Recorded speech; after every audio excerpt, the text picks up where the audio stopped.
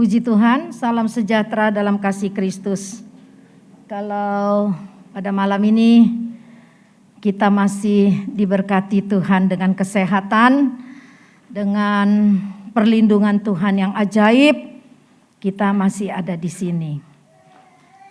Saya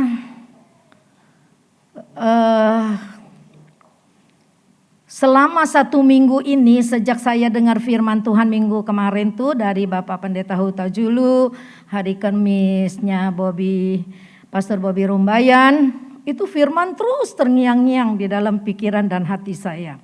Apalagi waktu hari Minggu ya, di mana Bapak Pendeta itu menjelaskan ada orang yang sudah tidak ibadah, ada yang masih ibadah online, ada yang sama sekali tidak ibadah.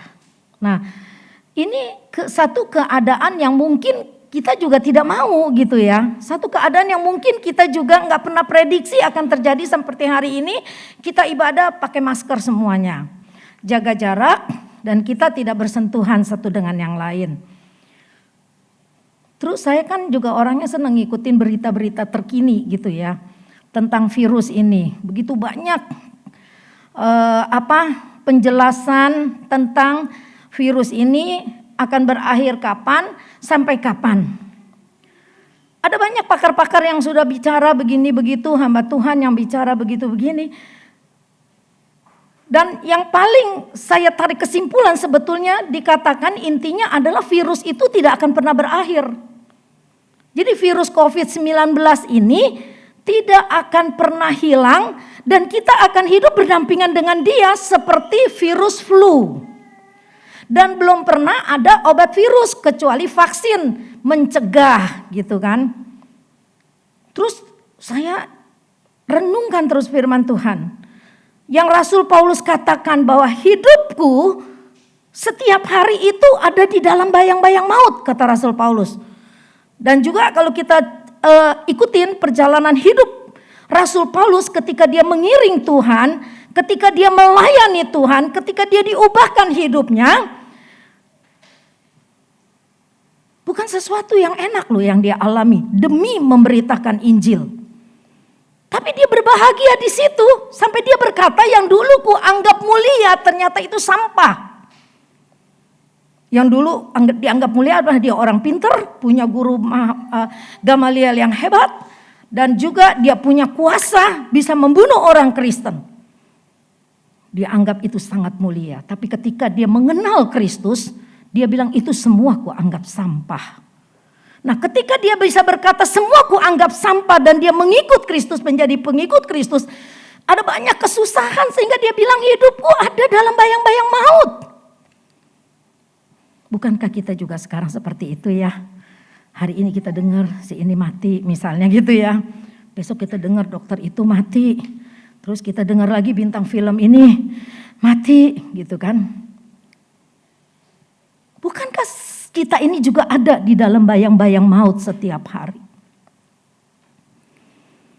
Terus saya membayangkan saudara-saudara kita seiman yang berjualan di pasar harus berhadapan dengan orang banyak. Suami saya aja waktu ngobrol dengan seorang dokter mengenai sinusitis gitu kan. Aduh saya tuh mau ke dokter takut, kata suami saya gitu ya. Kan kita parno dong mau ke rumah sakit kan banyak takut orang COVID. Dokternya bilang apa? Malah dokter yang takut kita, bukan kita takut dokter sebetulnya. Semua orang hidup dalam ketakutan sekarang ini. Saya ingat 2 tahun yang lalu ketika Tuhan taruh tema untuk Shekinah. Yohanes 10 ayat 10. Saya waktu itu merasa pasti ada sesuatu yang besar yang akan terjadi. Waktu itu belum pandemi. Belum ada virus yang menakutkan seperti ini. Tapi saya seperti dikasih sebuah peringatan oleh Tuhan. Bahwa iblis itu betul-betul mau memisahkan kita dari kasih Kristus. Iblis mau menjauhkan kita dari kasih Kristus. Dan kita bersyukur kita keluarga Shekinah sudah dikuatkan. Ayo ketika pandemi datang saya bersyukur. Ini makin hari makin banyak yang hadir ibadah. Tapi ada juga yang masih tidak berani beribadah karena takut. Tapi dia tetap bekerja. Dia tetap pergi ke pasar.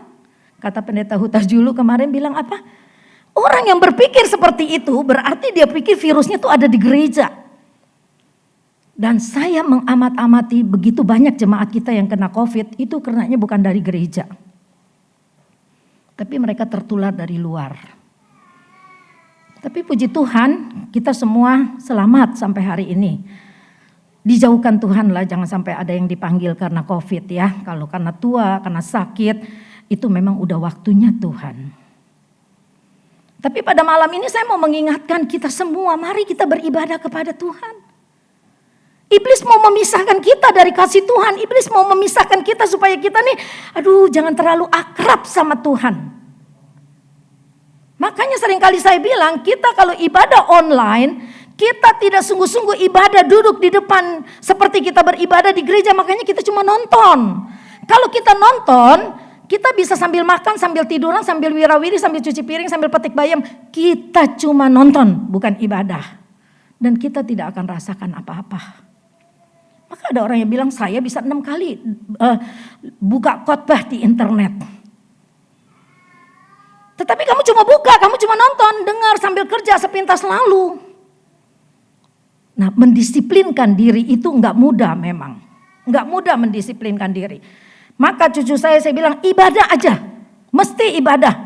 Karena kalau ibadah online sambil makan, duduk, nanti kita meleng dikit dia buka lagi gamenya main. Saya gak mau. Saya takut hidup tanpa pimpinan Roh Kudus, hidup tanpa pimpinan Tuhan. Saat-saat sekarang ini sangat mengerikan. Maka itu malam ini saya akan membawakan firman Tuhan tentang Roh Kudus. Ya, karena kita sekarang ini hidup di zaman akhir, yaitu zaman Roh Kudus. Ibu Ani tolong jaga. Yang peta 3 zaman kurang jelas, tapi ini ya nggak apa-apa. Saya cuma perlu 3 lingkaran. Saya nggak mau menjelaskan secara mendetail karena itu pelajaran teologi mesti di dalam kuliah baru bisa kita mengerti dan kita dapatkan. Saya cuma mau bicara kita menganut 3 doktrin ini saat ini ya. Gereja Pantekosta di Indonesia. 3 lingkaran bulat itu yang tengah ada gambar salib. Yang pertama adalah zaman Bapa sebelah kiri sini. Kalau dari saya sebelah kiri, dari Anda mungkin sebelah kanan. Zaman Bapa, zaman Anak, zaman Roh Kudus. Zaman Bapa sudah berlalu, yaitu dari Adam sampai kepada Abraham. Lalu yang kedua di mana ada gambar salib itu dari Abraham sampai penyaliban Kristus. Dan kenaikannya ke surga itu zaman Anak. Zaman Bapa di mana Bapa berkuasa. Ya, Bapa berbicara langsung kepada Musa, kepada nabi-nabi pada waktu itu. Yang kedua adalah zaman Anak. Zaman Anak pun sudah berlalu karena Yesus Kristus sudah mati dan naik ke atas sorga, ke sorga. Lalu dia mengirimkan penolong. Nah, ini yang akan kita pelajari pada malam ini, yaitu lingkaran yang ketiga. Dari kenaikan Yesus yang dari kepenuhan Roh Kudus ya, dari kepenuhan Roh Kudus sampai nanti kedatangan Tuhan yang kedua, itulah zaman Roh Kudus. Nah, kita ada di mana? Saya cuma mau jelaskan kita ada di lingkaran yang ketiga yaitu zaman Roh Kudus. Saya belajar ini, yang saya betul-betul mengerti itu waktu ada seminar hamba-hamba Tuhan GPDI di Gereja Kebon Jati. Pak Yosminanda waktu itu menerangkan secara sederhana tapi itu nancap gitu ya. Saya bisa nangkep gitu. Jadi sekarang ini kita hidup di zaman akhir, di zaman Roh Kudus. Maka agama seberang seringkali menantang kita dengan mengatakan kita punya 3 Allah. Sedangkan kita adalah percaya Allah itu satu. Dialah Allah, dialah Yesus, dialah Roh Kudus, Tritunggal atau Trinitas. Allah itu Esa. Esa itu artinya Ehad bahasa Ibraninya. Satu, Allah itu satu. Allah itu Roh Kudus, Allah itu Bapa, Allah itu Bapa, Allah itu juga Anak, Allah itu juga Roh Kudus. Tapi kita tidak sebut Allah Bapa, Allah Anak atau Allah Roh Kudus. Maka seringkali diserang oleh agama seberang, kita punya 3 Allah. Karena penyebutan kita Allah Bapa, Allah Anak, Allah Roh Kudus. Itu yang saya dapat dari seminar hamba-hamba Tuhan pada waktu itu.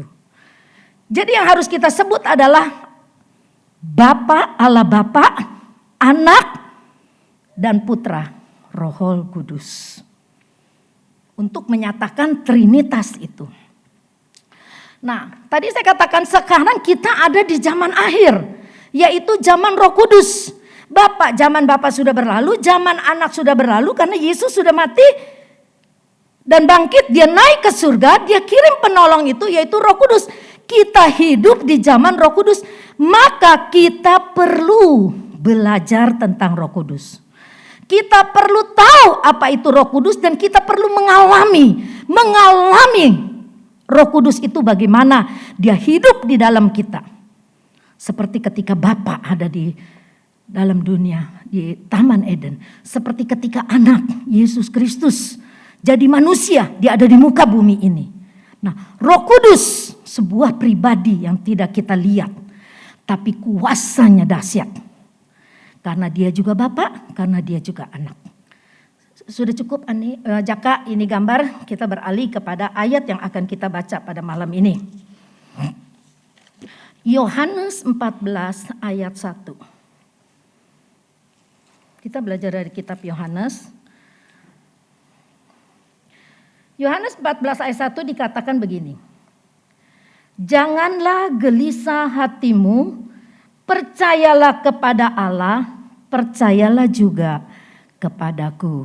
Jadi kalau ayat 2 kita baca lagi, itu seringkali khotbah di Buntekbio, di rumah duka gitu ya. Tapi di dalam ayat yang kita baca ini, ada satu rahasia yang begitu luar biasa, di mana Allah menjanjikan seorang penolong, seorang penghibur yang datang dan dia mau tinggal di dalam kita untuk menolong kita, untuk menghibur kita. Ya, ini luar biasa. Kenapa Tuhan awali pasal 14 ini diawali dikatakan janganlah gelisah hatimu, percayalah kepada Allah, percayalah kepadaku. Jadi kita lihat sedikit kronologisnya. Yesus pada waktu itu bisa membaca keadaan murid-muridnya, di mana mereka gelisah karena ada satu perkataan Yesus di dalam Yohanes 13 ayat 33. Yesus berkata seperti ini. Hai anak-anakku, hanya seketika sajalah lagi aku ada bersama-sama kamu. Kamu akan mencari aku, dan seperti yang telah kukatakan kepada orang Yahudi, ke tempat aku pergi tidak mungkin kamu datang. Demikian pula aku mengatakannya sekarang juga kepadamu. Jadi ada sebuah perkataan, hanya seketika saja lagi aku ada bersama dengan kamu. Yesus berkata seperti itu kepada murid-muridnya. Langsung murid-muridnya bereaksi ya dengan berbagai pertanyaan kepada Yesus. Bayangkan, untuk menjadi pengikut Kristus, murid Kristus, murid-muridnya yang sudah menjadi pengikut Kristus itu, ada yang meninggalkan ayah ibunya, ada yang meninggalkan pekerjaannya, ada yang melepaskan semua atributnya demi untuk mengikut Yesus. Dan selama 3,5 tahun mereka mengikut Yesus, mereka mengalami sebuah hidup yang luar biasa. Mereka bisa melihat pengajaran-pengajaran Yesus yang membuat orang takjub, yang membuat digandrungin di mana ada Yesus, di situ banyak orang datang. Lalu mereka melihat bagaimana Yesus menyembuhkan orang sakit, melayani orang-orang miskin, mencelikan mata orang yang buta, membangkitkan orang yang mati, timpang bisa berjalan. Murid-murid mengalami semuanya itu dan mereka sangat berbahagia. Dan mereka sebetulnya gak perlu khawatir karena Yesus selalu ada bersama dengan mereka. Tapi ketika Yesus berkata hanya seketika saja lagi aku ada bersama kamu, membuat mereka gelisah. Waduh, aku udah tinggalkan semuanya, sekarang Yesus mau pergi. Kemana ini gitu ya. Jadi ada banyak pertanyaan. Lalu Yohanes 14, kita lihat sepintas lalu aja ya. Supaya kita mengerti kronologis perkataan Yesus jangan gelisah hatimu ternyata punya latar belakang yang luar biasa. Lalu Yohanes 14 ayat 5, Thomas dulu yang bertanya mula-mula begini. Kata Thomas kepadanya, Tuhan, kami tidak tahu kemana engkau pergi. Jadi bagaimana kami tahu jalan ke situ gitu ya. Thomas bilang kan karena Tuhan Yesus bilang dia akan pergi gitu ya. Seketika tidak ada waktu lagi gitu bersama-sama dengan murid-murid. Lalu yang kedua, Petrus juga bertanya. Ayat yang keberapa itu Petrus? Filipus dulu, ayat yang ke-7, ke-8. Tuhan, tunjukkanlah Bapa itu kepada kami. Itu sudah cukup bagi kami. Kenapa Filipus berkata begitu? Karena Tuhan Yesus berkata, aku di rumah Bapakku banyak tempat. Ayat yang kedua. Maka Filipus berkata, Tuhan, tunjukkanlah Bapa itu kepada kami. Itu sudah cukup bagi kami. Jadi ada banyak reaksi-reaksi yang Tuhan juga terus, Petrus juga bilang ya, Tuhan, yang ayat 14, ayat yang keberapa tuh Petrus, reaksinya Petrus. Petrus bilang begini, ayat 36, Yohanes 13 ayat 36. Simon Petrus berkata kepada Yesus, Tuhan, kemana engkau pergi? Jawab Yesus, ke tempat aku pergi, engkau tidak dapat mengikuti aku, kata Yesus. Karena dia pergi untuk apa? Untuk mati, disalibkan dan bangkit. Untuk menebus, menjadi penebus bagi kita. Tetapi kelak engkau akan mengikuti aku. Yesus berkata begitu kepada Petrus. Lalu Petrus dengan antusias berkata gini, Tuhan, mengapa aku tidak dapat mengikuti engkau sekarang? Aku akan memberikan nyawaku bagimu. Jadi dialog ini semua sebelum Yesus disalibkan. Lalu jawab Yesus, nyawamu akan kau berikan bagiku.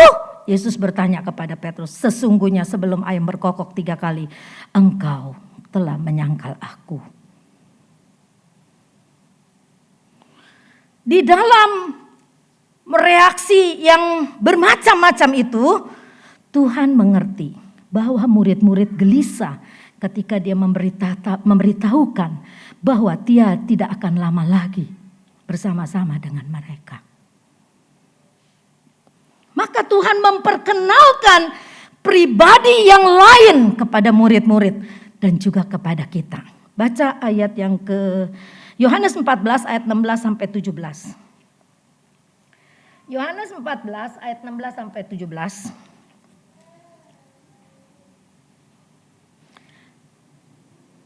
Aku akan minta kepada Bapa, dan ia akan memberikan kepadamu seorang penolong yang lain, supaya ia menyertai kamu selama-lamanya, yaitu Roh kebenaran. Dunia tidak dapat menerima dia, sebab dunia tidak melihat dia dan tidak mengenal dia. Tetapi kamu mengenal dia, sebab ia menyertai kamu dan diam di dalam kamu. Ini Yesus memperkenalkan pribadi Roh Kudus, ya. Dia memperkenalkan pribadi Roh Kudus dan dia berkata, aku akan memberikan kepadamu seorang penolong yang lain. Yesus pergi tapi dia akan kirim seorang penolong yang lain, yaitu Roh Kudus. Ketika kita perlu pertolongan, Roh Kudus akan menolong kita. Dikatakan dunia tidak mengenal dia, tetapi kamu murid-murid dan kita mengenal dia. Sebab dia menyertai kamu dan akan diam di dalam kamu. Artinya Roh Kudus akan diam di dalam kita. Walaupun Bapa, Anak, Yesus Kristus tidak ada bersama-sama lagi di muka bumi ini, tetapi Roh Kudus itu dia ada di dalam kita. Ini janji Tuhan. Dia menyertai kamu dan akan diam di dalam kamu. Maka kita mesti kenal siapa pribadi Roh Kudus. Kita mesti tahu kenapa kita harus dipenuhkan oleh Roh Kudus. Nanti dalam kesempatan yang lain saya akan lanjutkan khotbah ini di mana kita bisa mengalami kepenuhan Roh Kudus itu seperti apa. Sekarang kita mengenal dulu, belajar tentang pribadinya Yesus secara sederhana ya, supaya kita mudah dimengerti. Nah, Roh Kudus itu sesuatu yang gak bisa dilihat, tapi bisa dirasakan. Maka dia bisa diumpamakan seperti angin, dia bisa diumpamakan, dilambangkan seperti air. burung merpati. Makanya lambangnya gereja Pantekosta adalah burung merpati, lambang Roh Kudus. Nah, dia bisa diumpamakan seperti api. Nyanyian tentang api Pantekosta ku punya. Nah, itulah lambang-lambang Roh Kudus. Ada banyak lagi lambang-lambang yang melambangkan Roh Kudus. Nah, kita gereja Pantekosta itu identik dengan Roh Kudus. Ada banyak gereja yang tidak lagi mereka percaya ada Roh Kudus, tapi mereka tidak mau mengalami kepenuhan Roh Kudus. Pokoknya aku percaya, gitu. Ada beberapa denominasi gereja yang saya juga berbicara langsung, kenapa nggak ada doa, kenapa? Ada orang juga sekarang yang gereja-gereja beraliran Pantekosta udah stop, tidak ada lagi doa 10 malam. Nah, kalau kita udah belajar tentang Roh Kudus, betapa pentingnya Roh Kudus, dan kita tahu Bapa sudah ada di dalam sorga, Yesus Kristus Anak sudah ada di dalam Roh Kudus, dan dia menolong pribadi yang lain yaitu Yesus Kristus untuk ada di dalam kita, dan dia hidup di dalam kita, dan dia membangkitkan semangat kita sebagai penolong. Nanti kita belajar sebagai penghibur, sebagai roh kebenaran yang akan menginsafkan dunia, yang akan mengingatkan kita, yang akan mengajar kita. Ini semua ada tertulis di dalam firman Tuhan. Nah, karena Roh Kudus itu adalah roh, dia tidak nampak tapi dia ada seperti angin. Kita gak pernah bisa lihat angin ya, kecuali angin puting beliung ya. Sekarang mah kita bisa lihat angin puting beliung gitu. Tapi kita bisa rasakan angin itu ada. Roh Kudus itu seperti itu. Kita gak bisa lihat tapi kita tahu dia ada.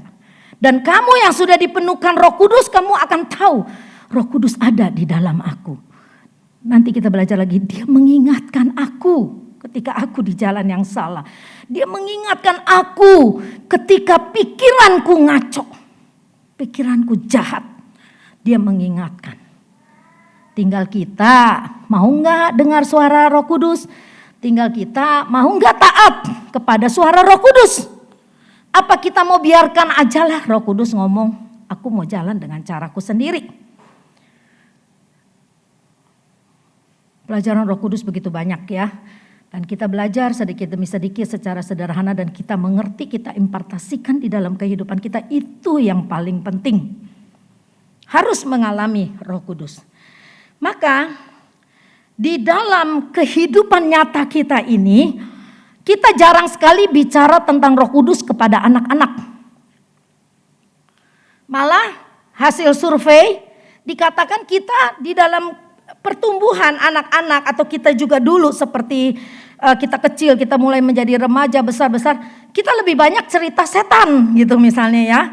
Kita lebih banyak cerita setan, jadi kita bertumbuh menjadi dewasa dengan cerita-cerita setan. Maka film horor itu sangat laku keras. Walaupun serem, orang tetap suka. Apalagi yang pacaran, begitu pacarnya, kesempatanlah dipeluk. Iblis bekerja dengan caranya yang memang pinter gitu ya. Nah, lalu kenapa saya bicara begitu? Ingat ketika Yesus berjalan di atas air, kan ada sebuah cerita di dalam Matius, berapa itu ya? Matius 14 ayat 22 sampai 7. Ketika Yesus berjalan di atas air, apa yang terjadi? Apa reaksi murid-murid? Murid-murid berkata, oh itu hantu. Padahal Yesus yang berjalan. Sampai Yesus berkata, jangan takut, ini aku.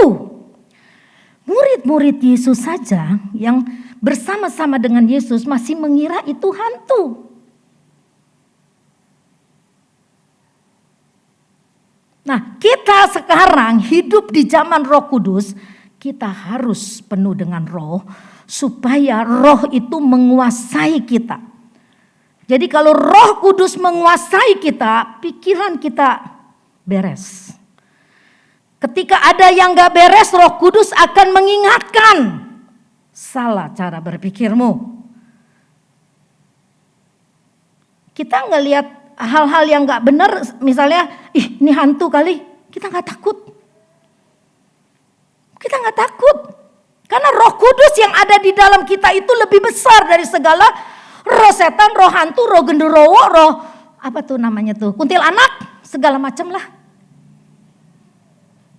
Coba kalau anak gak mau pulang, bandel misalnya nih, anak-anak yang SD gitu. Misalnya udah malam, udah maghrib, suruh pulang gak mau, masih main aja. Ayo mau pulang, ntar ada setan loh. Pasti dia cepat pulang. Dulu pendidikan seperti itu. Tapi sekarang setelah kita mengerti firman Tuhan, kita tidak mendidik anak-anak, nakut-nakutin anak dengan roh setan. Karena kita punya Holy Spirit, Roh Kudus itu dia yang akan mengusir segala kuasa kegelapan dan dia hadir untuk menguatkan kita menjadi penolong bagi kita. Amin. Jadi Roh Kudus itu betapa pentingnya di dalam kehidupan kita. Waktu zaman Yesus, murid-murid bisa berjalan bersama-sama dengan Yesus. Bisa mengalami ada di perahu, bisa mengalami di Tasik Galilea, bisa sama-sama bakar ikan. Yesus sudah mati, bangkit dan naik ke surga untuk menjadi penebus kita. Tapi dia kata, aku tidak biarkan kau menjadi yatim piatu. Aku akan kirim seorang. Jadi firman Tuhan tidak berkata, aku kirim sesuatu. Dia berkata, aku kirim seseorang untuk menjadi penolong. Berarti Roh Kudus itu sebuah pribadi, seorang pribadi. Bukan sesuatu, bukan barang. Tapi Roh Kudus dalam bentuk roh. Dalam bahasa Ibrani disebut Ruach Elohim. Atau Ruach HaKodes. Lalu sang penolong itu, Yohanes 14 ayat 25-27 dikatakan begini. Sesungguhnya kukatakan kepadamu, ayat 25, 26, tetapi penghibur yaitu Roh Kudus yang akan diutus oleh Bapa dalam namaku, dialah yang akan mengajarkan. Baca. Tetapi penghibur yaitu Roh Kudus yang akan diutus oleh Bapa dalam namaku, dialah yang akan mengajarkan segala sesuatu kepadamu dan akan mengingatkan kamu akan semua yang telah kukatakan kepadamu. Ini ayat luar biasa. Ketika kita butuh penghiburan, Tuhan katakan tetapi penghibur yaitu Roh Kudus diutus oleh Bapa. Dalam namaku, dalam nama Tuhan Yesus Kristus. Dialah yang akan mengajarkan segala sesuatu kepadamu. Mengajarkan apa? Mengajarkan kita untuk hal-hal yang benar. Mengajarkan kita untuk apa? Untuk taat kepada perintah Tuhan. Untuk kita mengalami mujizat-mujizatnya. Dan dikatakan dan akan mengingatkan kamu akan semua yang telah kukatakan kepadamu. Kita manusia sering lupa. Tapi Roh Kudus akan mengingatkan kita. Kita boleh lupa nih ayatnya di mana. Tapi aku ingat nih ada ayat kalau kau ditampar pipi kananmu, kasihlah pipi kirimu. Kasihilah musuhmu. Nggak tahu tuh alamatnya di mana. Tapi Roh Kudus mengingatkan kita akan firman itu. Artinya kita mau mengampuni. Mengampuni tanpa batas. Ketika hidup kita dipenuhi dendam nih, gue benci benar sama dia. Gue gak bisa lihat muka dia, gue gak suka sama dia. Gue gak mau ke gereja kalau lihat muka dia. Tapi tiba-tiba ada firman yang bilang begini. Ampunilah. Lepaskanlah pengampunan. Siapa yang bisa bicara begitu? Roh iblis? Gak mungkin. Iblis akan berkata benciin aja terus. Jangan ke gereja, percuma lu ke gereja. Tapi Roh Kudus mengingatkan kamu akan firman Tuhan. Ampuni dia. Ketika di dalam sebuah hotel misalnya. Namanya manusiawi selalu ada pikiran-pikiran jahat itu ada. Tapi bisa gak kita kendalikan? Ketika pikiran jahat itu datang. Wah aku jauh dari istri. Gak ada orang lihat. Aku mau menyeleweng. Roh Kudus datang. Hiduplah kudus sebab aku kudus. Siapa yang bicara gitu? Itulah Roh Kudus yang mengingatkan kita akan firman. Mungkin selama ini kau kalau ditanya, udah penuh Roh Kudus belum? Belum. Masalahnya karena kau belum berbahasa roh, misalnya gitu. Tapi sebetulnya ketika kita terima Yesus, Roh Kudus sudah datang. Tapi kita belum dipenuhkan, tapi Roh Kudus sudah datang. Ketika kita percaya kepada Kristus, Roh Kudus sudah ada, dia masuk dalam hati kita. Tapi kita belum dipenuhkan Roh Kudus, makanya belum berkobar-kobar. Dan kita belum mengerti sehingga ada suara gitu kita abaikan. Kita abaikan.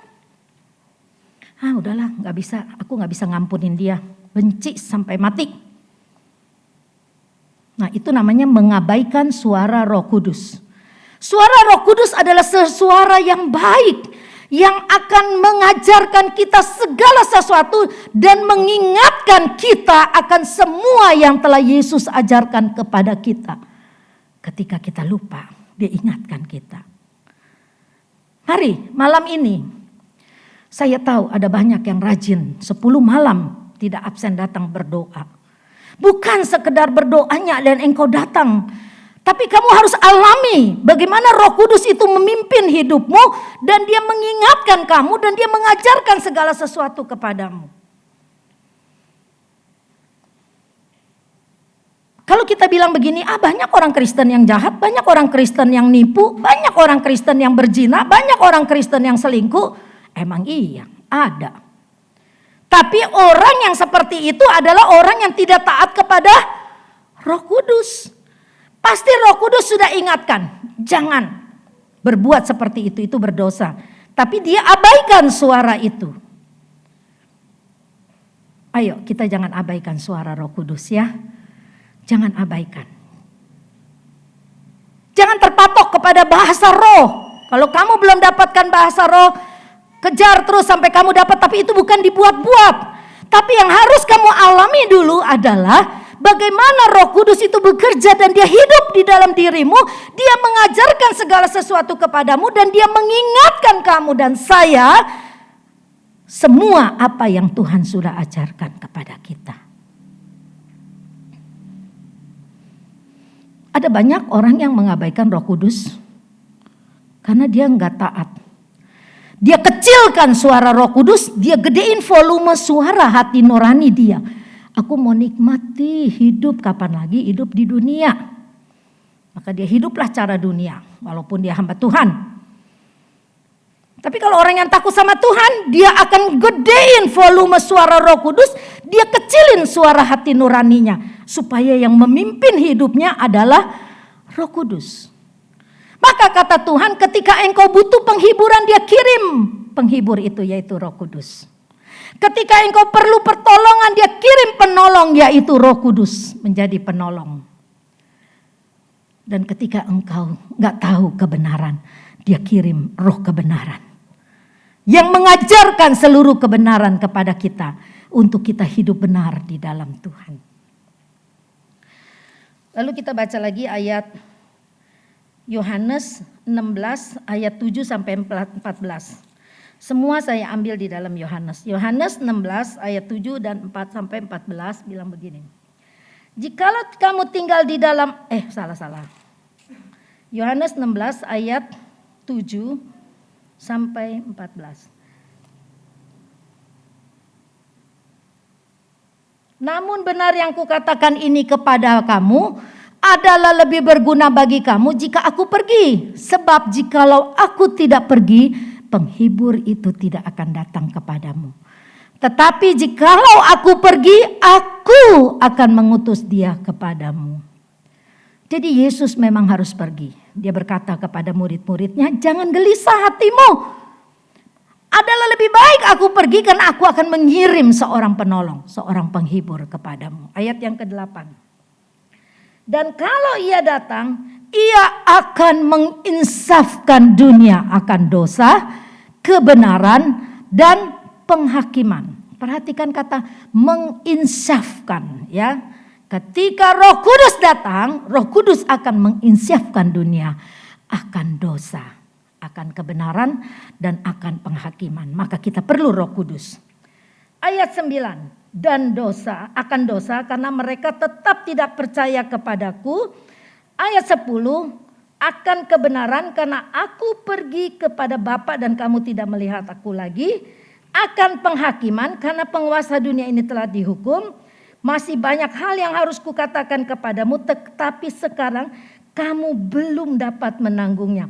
Tetapi apabila ia datang, yaitu Roh kebenaran, ia akan memimpin kamu ke dalam seluruh kebenaran.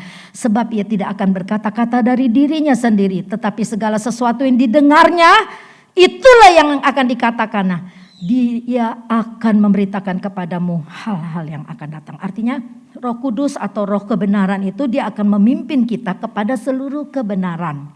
Ingat Yohanes 14 ayat 6, Yesus berkata, "Akulah jalan, kebenaran dan kehidupan. Tidak seorang pun sampai kepada Bapa kecuali melalui aku." Yesus menyatakan dirinya kebenaran. Berarti Roh kebenaran itu adalah Tuhan sendiri. Dan ia akan memimpin kita kepada keseluruh kebenaran. Dikatakan ia tidak berkata-kata dari dirinya sendiri. Dia berkata-kata tentang apa yang dia dengar dari Bapa dan dikatakannya, diberitakannya kepada kita. Hal-hal yang akan datang, rahasia-rahasia akan diberikan supaya kita tetap hidup di dalam kebenaran itu. Yuk, dari kecil, sekarang nih keluarga muda kan punya anak kecil. Sering-sering ajar mereka, Roh Kudus ada bersama kita. Tidak perlu takut. Roh Kudus itulah dia penolong. Kamu perlu apa? Mohon kepada Bapa. Roh Kudus tolong saya, ini ulangan susah amat, kasih hikmat. Jadi udah mulai didoktrin tentang Roh Kudus sehingga mereka tidak berpikir roh setan, roh kuntil anak, roh gendorowo yang hanya memberi ketakutan kepada mereka. Kalau dulu mau kencing di tengah jalan, kan banyak pohon gede. Apa tuh ngomongnya ya? Yang tahu nih mungkin udah pernah ya. Apa sih amit-amit? Bagaimana ya? Anak babi mau kencing gitu ya. Bilang anak babi mau kencing. Jangan mau kita diajarin doktrin yang begitu. Anak babi mau kencing. Oh, kita akan bilang gini, dalam nama Yesus Tuhan lindungi kami. Darah Yesus melindungi kami. Jadi udah mengajarkan sesuatu yang benar secara firman Tuhan. Orang dulu kan sejadi-jadinya aja kalau ngomong begitu kan ya. Terus pengajaran firman Tuhan dulu juga nggak terlalu gencar seperti sekarang gitu. Sekarang ini kan banyak kesempatan kita belajar tentang firman Tuhan, maka kita akan doktrin anak-anak dari kecil mengerti tentang penolong, penghibur, Roh kebenaran, Roh Kudus itu, supaya mereka tahu dan tidak punya pengajaran yang salah gitu ya. Jadi tidak diintimidasi dengan awas ada setan, hati-hati loh, ada setan gitu ya. Jangan. Lalu yang terakhir. Oh iya, ayat yang ke Roma 14 tadi ayat 25, ayat yang ke 27-nya kan dia bilang begini ya. Kan 26 diulangin dulu dari ayat 26. Tetapi penghibur yaitu Roh Kudus yang akan diutus oleh Bapa dalam namaku, dialah yang akan mengajarkan, garis bawahi, segala sesuatu kepadamu dan akan mengingatkan kamu akan semua yang telah kukatakan kepadamu. 27 itu sangat menarik. Dikatakan gini, damai sejahtera ku tinggalkan bagimu, damai sejahtera ku berikan kepadamu, dan apa yang ku berikan tidak seperti yang diberikan oleh dunia kepadamu. Janganlah gelisah dan gentar hatimu. Jadi, orang yang dipenuhkan dengan Roh Kudus itu, dia akan diikuti oleh damai sejahtera Tuhan. Damai sejahtera ku tinggalkan bagimu. Jadi orang yang dipenuhkan Roh Kudus itu akan diikuti, dipenuhkan juga dengan damai sejahtera yang daripada Tuhan. Damai sejahtera ku berikan kepadamu. Dan itu berbeda dengan damai sejahtera yang diberikan oleh dunia. Orang dunia merasa damai kalau ada duit. Kalau nggak ada duit, bingung, nggak damai. Tapi anak Tuhan yang takut kepada Tuhan, memang kagak ada duit pusing. Tapi itu tidak bikin kita putus asa. Kalau kita rajin bekerja, kita ada Roh Kudus, Tuhan berikan damai. kita bisa lewati semuanya. Ketika ada damai, kita bisa bekerja dengan baik. Rezeki pun akan datang mengalir. Amin. Mari, yang mungkin saat ini ada dalam kesulitan ekonomi. Mungkin saat ini pekerjaan tidak menentu. Dari gaji tetap menjadi gaji harian. Atau saat ini ada kesesakan yang tidak bisa diungkapkan. Mari kita datang kepada Tuhan. Kita katakan kepada Tuhan, saya juga banyak mengalami hal-hal yang menyesakan, tapi Roh Kudus bisa kirim nyanyian begini. Roh Kudus, ku perlu Engkau setiap hari. Itu pujian itu Tuhan taruh ketika saya sepertinya aduh Tuhan kayak kehilangan pengharapan. Roh Kudus taruh nyanyian di hatiku seperti itu. Ketika saya dikasih tahu Yosef, Tan, Raditya Oloan meninggal. Siapa? Saya memang gak tahu karena kan saya jarang buka-buka gitu. Itu pastor yang terkenal katanya gitu, mantan narkoba. Begitu itu saya tiap hari saya buka khotbahnya dia, tiap hari saya dengar kesaksian hidup dia. Sampai mau tidur itu sampai saya bilang begini, Tuhan Engkau ajaib. Orang yang udah kayak sampah, tidak ada pengharapan itu, Engkau bisa jadikan dia utuh kembali dan menjadi bintang yang bersinar. Yang bisa menyadarkan banyak anak muda. Waduh, saya seperti terobsesi sama dia tahu. Begitu saya baca, saya dengar kesaksiannya, saya berdoa Tuhan. Ada banyak yang di penjara, yang di yang di pusat rehabilitasi. Mereka mungkin di mata dunia sampah karena hidupnya porak-poranda. Sampai saya berdoa begitu untuk orang yang sudah meninggal, tapi dia sangat memberkati saya ketika saya dikasih tahu sama Yosef gitu, hidupnya luar biasa. Saya bilang Tuhan kalau dia bisa Tuhan pulihkan mereka yang ada di penjara, pulihkan mereka yang ada di pusat rehabilitasi, pulihkan orang-orang yang ku kenal tapi sekarang mereka sedang jatuh terpuruk. Itu Roh Kudus. Roh Kudus menyuarakan sebuah doa. Saya percaya malam ini semua di antara kita pernah mendengar suara Roh Kudus. Apa yang Roh Kudus bicara di hatimu, mari lanjutkan doakan. Yang Tuhan taruh apa? Kalau Tuhan taruh ketika saya baca ketua PGI, wah ikut campur politik. Langsung Roh Kudus tuh mengajak saya berdoa supaya ketua PGI jangan salah mengambil keputusan gereja mau dibawa kemana. Apalagi Pak Jokowi misalnya menyatakan sebuah pernyataan tentang Palestina yang wow, berdoa buat bangsa dan negara. Tuhan tolong beri hikmat kebijaksanaan buat presiden kami. Kita berdoa sekarang link-link tentang perjanjian lama dengan peristiwa Palestina, Gaza dan Golan yang sedang bergolak saat ini. Libanon di mana Hamas ada di sana. Kamu baca tentang perjanjian lama. Itu sekarang jadi kenyataan semuanya. Luar biasa ya Tuhan kita ya. Cerita Alkitab bukan dongeng. Ribuan tahun yang lalu itu peristiwa terjadi dan itu bisa kita saksikan hari ini. Betapa kuasa Tuhan itu luar biasa. Ketika kita udah menjadi pilihan Tuhan, dia melindungi kita dengan luar biasa. Kita kan Israel rohani. Kita nih Israel rohani, bukan negara Israel. Tapi kita Israel rohani. Yang Tuhan pilih kita. Maka kita harus hidup sebagai orang pilihan. Jangan kalau Tuhan udah pilih kita, kita hidup jadi orang yang asal-asalan. Saya didik diri saya gak mau seperti itu.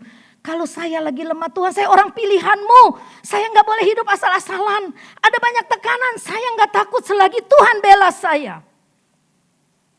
Pasti ada kemenangan. Pasti Tuhan tidak permalukan. Yuk kita mengajak keluarga Shekinah semua, bangkit semangatmu. Jangan takut untuk ke gereja.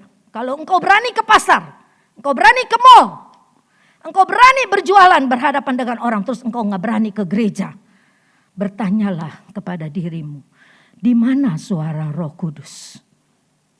Ingat, iblis mau memisahkan kita dari kasih Kristus. Tapi kalau kita hidup dengan iman, berkemenangan, siapakah yang dapat memisahkan kita dari Kristus? Amin. Lagu yang pertama tadi, coba ditampilin ya Kak. Lagu yang pertama. Itu kata-katanya bagus amat. Kami datang dengan iman. Lagu yang pertama. Cuma saya kurang bisa nyanyinya. Hanya Kau Tuhan penolongku. Firman Tuhan tidak saya panjangkan. Kita tetap setia kepada Tuhan.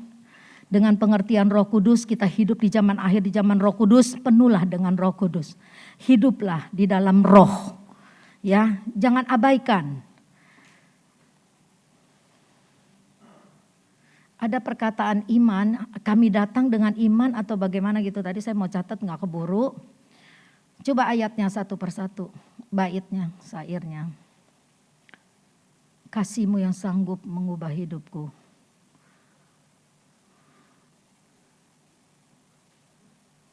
Mendatangkan kebaikan. Mari kita sama-sama berdiri. Saya percaya kamu yang malam ini datang di gereja, kamu datang dengan iman. Amin. Yang datang dengan iman katakan amin. Iya, kamu bisa datang karena kamu ada iman kepada Tuhan. Kalau kita imannya udah mulai kering, kita di rumah, kita bilang Tuhan maaf, aku gak bisa datang karena babakan gak aman. Kebon Jati lebih aman? Oh no. Gereja tidak memberikan rasa aman kepadamu. Tapi perlindungan Allah, kuasa Roh Kudus itu yang memberikan keamanan buat hidup kita. Amin. Ya, bukan gedung yang memberikan kau aman. Roh Kudus yang ada di dalammu. Iman berikanku kekuatan untuk melakukan perkara hebat. Ini yang saya mau. Kita punya perkataan ini di dalam hidupku. Iman berikanku kekuatan untuk melakukan perkara yang hebat.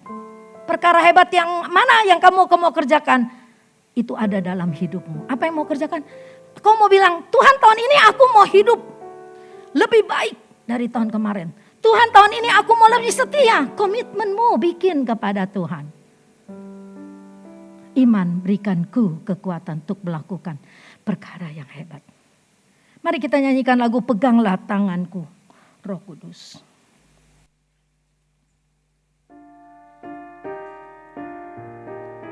Singernya maju ke depan. Sama WL-nya sekalian. Naikkan pujian ini. Peganglah tanganku Roh Kudus. Naikkan dengan sebuah permohonan bahwa kita tidak bisa berjalan tanpa Roh Kudus yang menuntun kita setiap hari. Tak dapat jalan sendiri. Amin Yesus. Tanpa Roh-Mu. Amin. Haleluya. Haleluya. Bawalah diriku kepada Yesus. segala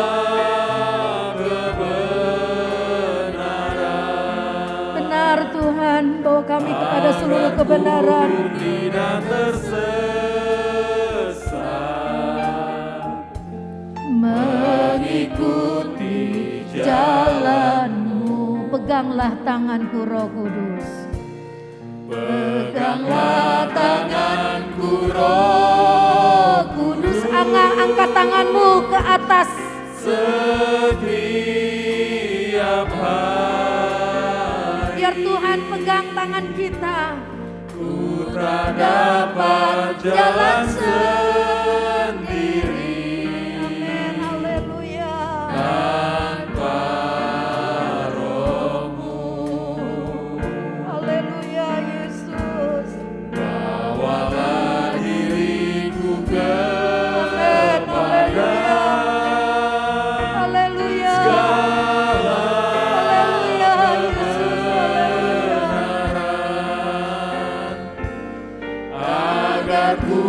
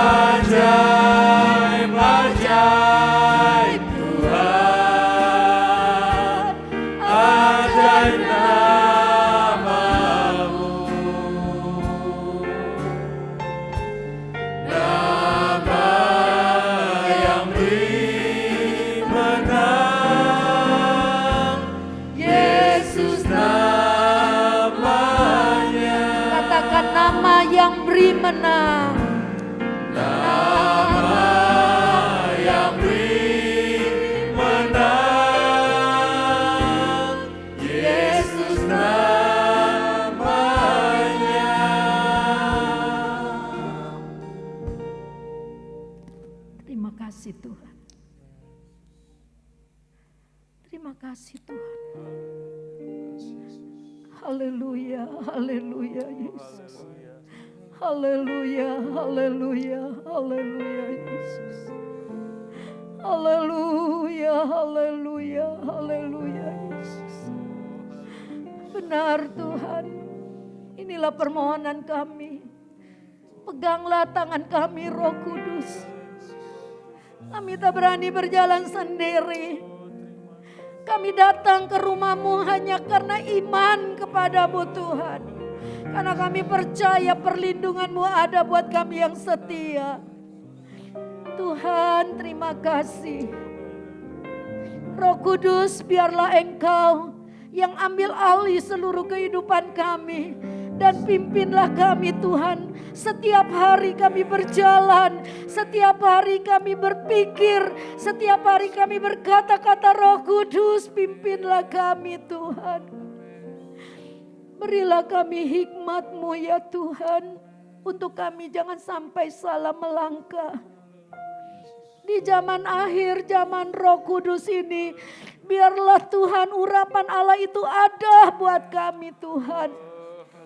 Jangan sampai kami menjadi lemah, terhilang dan meninggalkan ibadah.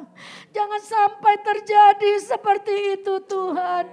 Karena inilah masa-masa yang sulit, kami harus lebih dekat kepada Tuhan. Bukan menjauhkan diri dari Tuhan.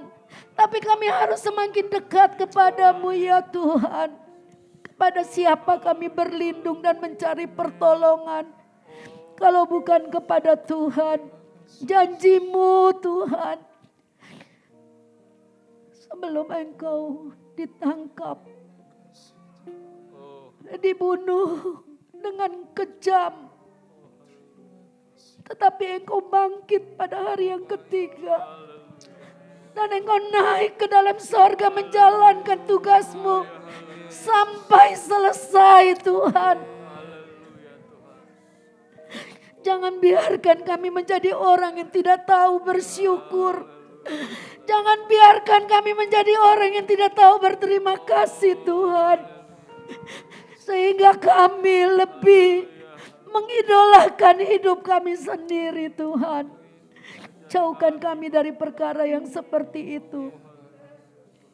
Berkati keluarga Sekinah yang setia beribadah Tuhan. Ada banyak saudara-saudara kami yang belum berani beribadah. Tolonglah mereka Tuhan. Kuatkan iman mereka Tuhan. Supaya mereka berani melangkah ke dalam rumah Tuhan.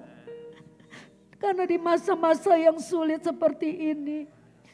Jangan sampai iblis memisahkan kami dari kasih-Mu Tuhan. Itulah tujuan iblis, itulah maunya iblis. Dia mau membinasakan hidup kami. Keselamatan yang Allah sudah kerjakan itu dia mau porak-porandakan. Rumah tangga kami yang diberkati dia mau hancurkan. Kami tidak mau di dalam nama Yesus. Kami tidak mau itu terjadi. Tuhan lindungi keluarga kami. Berkati rumah tangga kami Tuhan. Berkati anak-anak kami Tuhan. Supaya Tuhan kami semua ada di dalam kuasa Roh Kudus-Mu. Biarlah roh penolong, roh penghibur, roh kebenaran itu nyata di dalam kehidupan kami. Terima kasih Tuhan. Kami mau terima firman-Mu dengan hati yang percaya. Karena itulah yang menjadikan kami beriman ketika kami percaya kepada firman-Mu. Firman-Mu Tuhan sudah dibentangkan. Biar kami bisa Tuhan mengerti dan memahaminya ya Tuhan. Hamba-Mu terbatas kekuatan dan kepikirannya. Tetapi Roh Kudus Engkau tidak ada batasnya. Engkau sanggup memberikan pemahaman yang lebih kepada kami semua. Sehingga kami boleh hidup di dalam kuasa-Mu. Kuatkan yang lemah Tuhan yang datang pada malam ini. Yang sedang mencari pekerjaan Tuhan berikan pekerjaan. Yang dalam kesesakan ekonomi Tuhan buka jalan keluar. Yang di dalam ketakutan Tuhan berikan ketetapan hati, iman, kepercayaan, keyakinan bahwa Tuhan ada bersama kami. Yang bekerja sebagai sales, naik motor jauh-jauh Tuhan lindungi. Supaya mereka selalu ada di dalam kuasa-Mu. yang berjualan di pasar harus berhadapan dengan banyak orang. Tuhan tolong lindungi Tuhan. Sampai hari ini kalau kami masih hidup itu karena kemurahan Tuhan. Yang bekerja di kantor dengan segala profesi yang lain, baik sebagai dokter, lawyer, atau konsultan pajak, atau apa saja yang Tuhan percayakan, biarlah kami semua boleh jadi berkat dimanapun kami berada. Terima kasih Tuhan. Berkati rencana ulang tahun keluarga Sekina pada tanggal 18 Juli. Kami akan mengadakan ibadah ucapan syukur. 11 tahun Tuhan sudah menyertai wadah ini. Sehingga sampai bertumbuh dengan sedemikian rupa itu karena Tuhan ada bersama kami dan memberkati kami. Kami mau jadi keluarga-keluarga Sekina yang setia. Tuhan beri hikmat buat kami semua. Supaya jangan ada satupun yang undur daripada ibadah.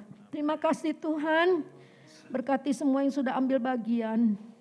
Berkati Tuhan, apapun yang kami lakukan, sekecil apapun kami tahu berkatnya sama dengan hamba Tuhan yang menyampaikan firman Allah. Semua Allah sediakan buat orang yang mengandalkan Engkau. Sebentar kami akan memberikan persembahan yang kedua. Tuhan berkati setiap hati yang tulus memberi.